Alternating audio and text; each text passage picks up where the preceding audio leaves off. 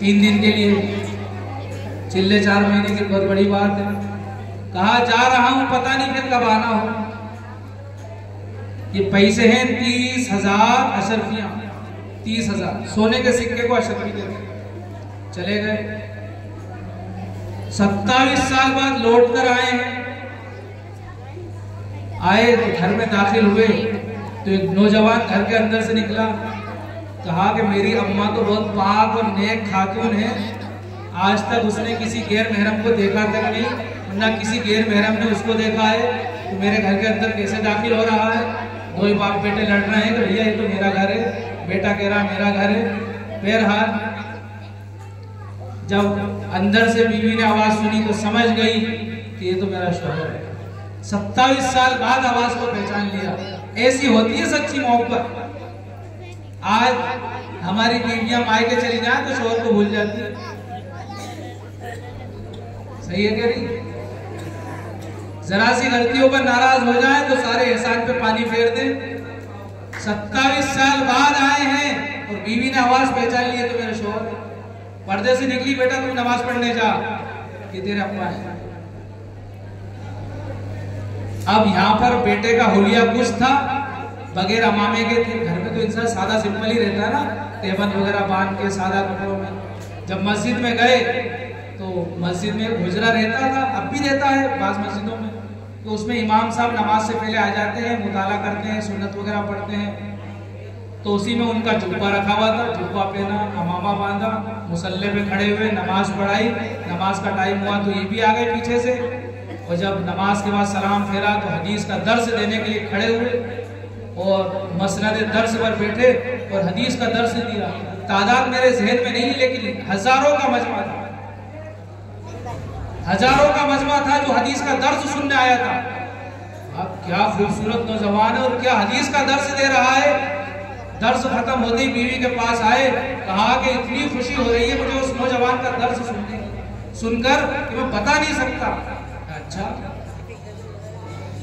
क्या क्या सुना? सब बीवी ने पूछा। अच्छी बात। फिर कहा कि मेरे 30,000 अशरफियों का क्या हुआ? शौहर को ऐसे ही होना चाहिए, खुददार शौहर भी ऐसे ही हो गए। अब समझो, बीवी को खुले मुहार नहीं छोड़ना चाहिए, हिसाब लेना चाहिए उससे और उसके अखराजात का इंतजाम भी करना चाहिए। पूछा मेरे 30,000 अशरफिया कहाँ हैं? कहा कि जो दर्स सुनकर आए हो, अगर वो नौजवान 30,000 अशरफियों में तुम्हारा बेटा बन जाए तो क्या पसंद है? कहा ऐसे 30,000 नहीं, कई 30,000 लगा दूं।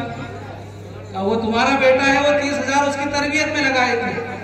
30,000 अशरफियों की तादाद इस दौर में $2 मिलियन बनती है। 15 करोड़ रुपए। कितने? 15 करोड़ रुपए खर्चा किए जब जाके इतना बड़ा मुहद्दिस बना है। आज 10 रुपए का नूरानी कायदा दिलाने में हम बहुत सोचते हैं, 10 रुपए का नूरानी कायदा दिलाने में बहुत सोचते हैं। 2 मिलियन पाउंड्स और 15 करोड़ रुपए खर्च किए जब जाके इतना बड़ा मुहद्दिस घर में तैयार हुआ है।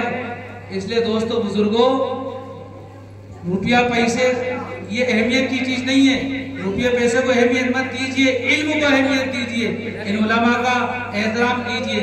खुसूसन आपकी छोटी सी बस्ती में हजरत मौलाना उस्मान साहब दामद बरकातुहू ने जो मेहनत की है, इसके लिए बहुत ज्यादा दिल से शुक्रिया है और आप लोग भी इनका शुक्रिया अदा कीजिए, इनकी खिदमत कीजिए। अल्लाह ताला इनके इल्म और अमल में, इनकी मेहनत में बरकत अता फरमाए, इनकी मेहनत को कबूल फरमाए और अल्लाह ताला दुनिया की गंदी मोहब्बत को दिलों से निकाल कर दीन की और आखिरत की और नबी के अल्लाह की मोहब्बत हम सब के दिलों में बेवस्त फरमाए। इसी पर हम इक्तिफा करते हैं। तो वक्त ज़्यादा हो गया और तो माज़रत करते हैं। अल्लाह ताला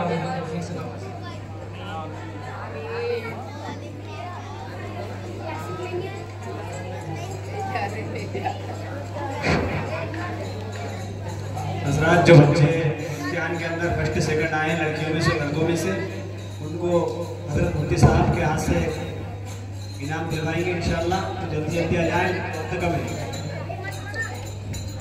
सोफिया आरजू माइनो,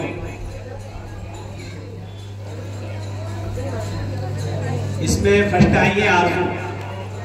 इम्तिहान के अंदर जो परीक्षा हुई थी 1670 परीक्षा का इंतजाम किया गया है।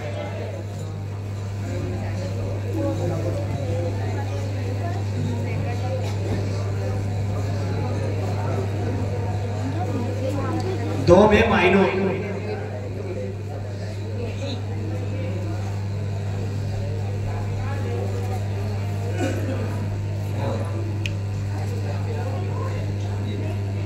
सौ में सोफिया, ये चेंज कर लेना या लोग इधर हो गए होगा इसमें। लड़कों में अनस अव्वल नंबर आया है पढ़ने में, दूसरे नंबर पे है शहजाद, तीसरे पे है अमन महबूब, तीनों